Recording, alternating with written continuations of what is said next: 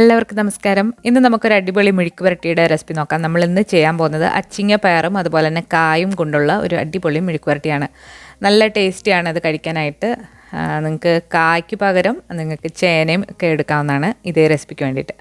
അപ്പോൾ അധികം താമസിയാതെ നമുക്ക് ഈ മെഴുക്ക് പുരട്ടി എങ്ങനെയാണ് തയ്യാറാക്കുന്നത് നോക്കാം. അപ്പോൾ ഇതിന് വേണ്ടിയിട്ട് നമ്മൾ അച്ചിങ്ങ പയറും അതുപോലെ തന്നെ കായും എടുത്തിട്ടുണ്ട്. കാ എന്ന് പറയുമ്പോൾ പൊന്തൻ കാ അല്ലെന്നുണ്ടെങ്കിൽ നേന്ത്രക്ക ഏത് വേണമെങ്കിലും നിങ്ങൾക്ക് ഇതിലേക്ക് എടുക്കാവുന്നതാണ്. 2 കായും അതുപോലെ തന്നെ ഒരു പിടി പയറുമാണ് ഞാൻ എടുത്തിട്ടുള്ളത്. കഴുകി വൃത്തിയാക്കി വെച്ചിട്ടുള്ളതാണ്. ആദ്യം തന്നെ നമുക്കിതൊന്ന് വേവിച്ചെടുക്കണം. ആദ്യം തന്നെ നമ്മൾ അച്ചിങ്ങ പയർ ഇട്ട് കൊടുത്തു. ഇതിലേക്ക് നമുക്ക് കാ ഇട്ട് കൊടുക്കാം. കാ നമ്മൾ അരിഞ്ഞതിന് ശേഷം ചെറിയ ചൂടുവെള്ളത്തിൽ നന്നായിട്ട് കഴുകിയിട്ട് വീണ്ടും തണുത്ത വെള്ളത്തിൽ കഴുകി അതിൻ്റെ കറയൊക്കെ കളഞ്ഞിട്ടുള്ളതാണ്. നമുക്കിനി ഇതിലേക്ക് വേവാൻ ആവശ്യമായിട്ടുള്ള വെള്ളം ഒഴിച്ചു കൊടുക്കാം. വെള്ളം ഏകദേശം 1 കപ്പ് വേണ്ടി വരും ഇത്രയും വേവാനായിട്ട്. നമ്മളിത് വേവിക്കുമ്പോൾ തന്നെ ഇതിലേക്ക് കുറച്ച് മഞ്ഞൾപ്പൊടിയും ആവശ്യത്തിനുള്ള ഉപ്പും കൂടി ഇട്ട് നമുക്കൊന്ന് അടച്ചു വെച്ച് ചെറുതീയിലിട്ട് ഒന്ന് വേവിച്ചെടുക്കാം. കായൊക്കെ വേവിക്കുമ്പോൾ നമ്മൾ നോൺ സ്റ്റിക്കിൻ്റെ പാത്രത്തിൽ വെക്കുകയാണെന്നുണ്ടെങ്കിൽ അടി പിടിക്കില്ല. അല്ലാത്ത പാത്രത്തിലാണെങ്കിലും കുഴപ്പമൊന്നുമില്ല. അപ്പോൾ മഞ്ഞൾപ്പൊടിയും ഉപ്പും കൂടി ഇട്ടിട്ട് നന്നായിട്ടൊന്ന് ഇളക്കിയിട്ട് നമുക്ക് അടച്ചു വെച്ചിട്ട് വേവിച്ചെടുക്കാം. ഇടയ്ക്കൊന്ന് ഇളക്കി കൊടുക്കാൻ മറക്കരുത്. അടിയിൽ കരിഞ്ഞു പിടിക്കാതെ സൂക്ഷിക്കണം. ഇപ്പോൾ നമ്മുടെ കായും പയറുമൊക്കെ അത്യാവശ്യം വെന്ത് തുടങ്ങിയിട്ടുണ്ട്. ഇതിൽ കുറച്ച് വെള്ളമുണ്ട്. അപ്പോൾ ആ വെള്ളം നമുക്ക് ഇനി ഇത് തുറന്ന് വെച്ചിട്ട് നന്നായിട്ടൊന്ന് വറ്റിച്ചെടുക്കാം. പയർ ശരിക്കും വെന്ത് വന്നിട്ടില്ല. കുറച്ച് കഴിയുമ്പോൾ അത് ഒന്നുകൂടെ നന്നായിട്ട് വെന്ത് കിട്ടും.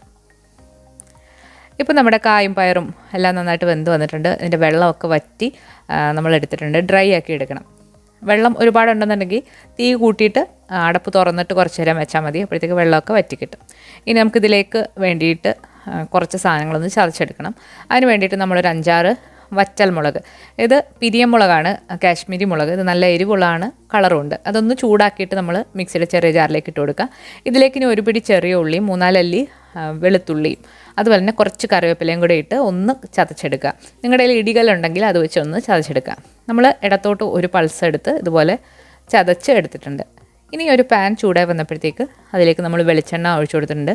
വെളിച്ചെണ്ണ ചൂടായി വന്നപ്പോൾ നമ്മൾ ആ ചതച്ച് വെച്ചിരിക്കുന്നത് ഇതിലേക്കിട്ട് നന്നായിട്ടൊന്ന് അതിൻ്റെ പച്ചമണം മാറ്റിയെടുക്കണം. മുളക് നമ്മൾ നന്നായിട്ട് വറുത്തിട്ടാണ് പൊടിച്ചിട്ടുള്ളത്.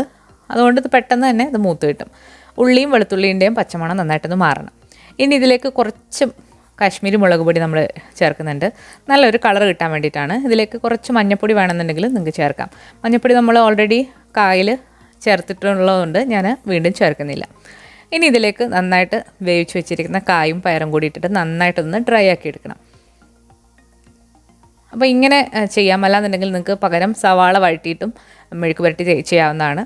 ചെറിയ ഉള്ളി എടുത്തതുപോലെ ചെയ്യുമ്പം ഒരു പ്രത്യേക ടേസ്റ്റാണ് ഈ സ്റ്റൈൽ മെഴുക്ക് പുരട്ടിക്ക്. അപ്പോൾ ഇതെല്ലാം നന്നായിട്ട് ഒന്ന് ഡ്രൈ ആക്കി എടുക്കണം. തീ കൂട്ടി വെച്ചിട്ട് നന്നായിട്ട് തന്നെ ഇളക്കിയെടുക്കാം. നോൺ സ്റ്റിക്കിൽ ചെയ്യുകയാണെന്നുണ്ടെങ്കിൽ ഒരുപാട് എണ്ണ വേണ്ടി വരില്ല നമ്മൾ മെഴുക്ക് പുരട്ടിയൊക്കെ തയ്യാറാക്കുമ്പോൾ. അപ്പോൾ വളരെ ടേസ്റ്റി ആയിട്ടുള്ളൊരു മെഴുക്ക് പുരട്ടിയാണ് നമ്മളിപ്പോൾ കണ്ടത്. അപ്പോൾ ഈ രീതിയിൽ നിങ്ങളൊന്ന് ട്രൈ ചെയ്ത് നോക്കിയിട്ട് നിങ്ങളുടെ അഭിപ്രായങ്ങൾ അറിയിക്കുക. അതുപോലെ വീഡിയോ ഇഷ്ടമായാൽ ലൈക്ക് ചെയ്യാനും ഷെയർ ചെയ്യാനും മറക്കരുത്. പുതിയൊരു റെസിപ്പി വീഡിയോ ആയിട്ട് നമുക്ക് വീണ്ടും കാണാം. താങ്ക്